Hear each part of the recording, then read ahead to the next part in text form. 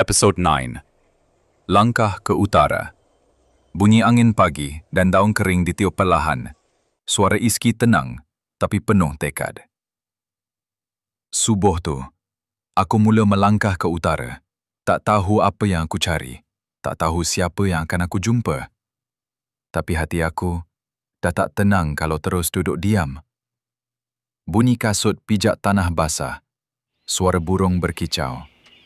Setiap kampung yang aku lalu, ada sesuatu aneh. Ada yang tak keluar rumah langsung. Ada yang baca surah kuat-kuat.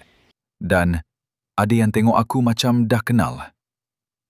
Suara wanita tua halus dari jauh. "Kau, anak siapa?" Iski diam. Bunyi angin masuk perlahan. Aku tak tahu nak jawab. Tapi yang aku tahu, semakin jauh aku melangkah, semakin kuat rasa ni. Macam ada sesuatu yang makin hampir. Efek suara misteri, pekikan jauh, satu bayang melintas di langit. Dan waktu aku sampai ke satu tanah tinggi, aku nampak satu cahaya turun perlahan dari langit, membentuk satu lembayung putih yang melayang, lalu hilang. Suara Iski perlahan, nafas berat.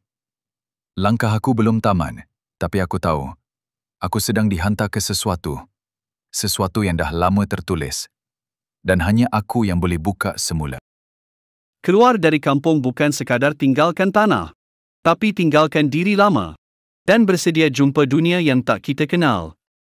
Bukan semua orang sanggup merantau. Dan bukan semua yang merantau akan sampai ke hujung. Tapi bagi yang melangkah, jangan lupa, keberanian tanpa ilmu itu bahaya.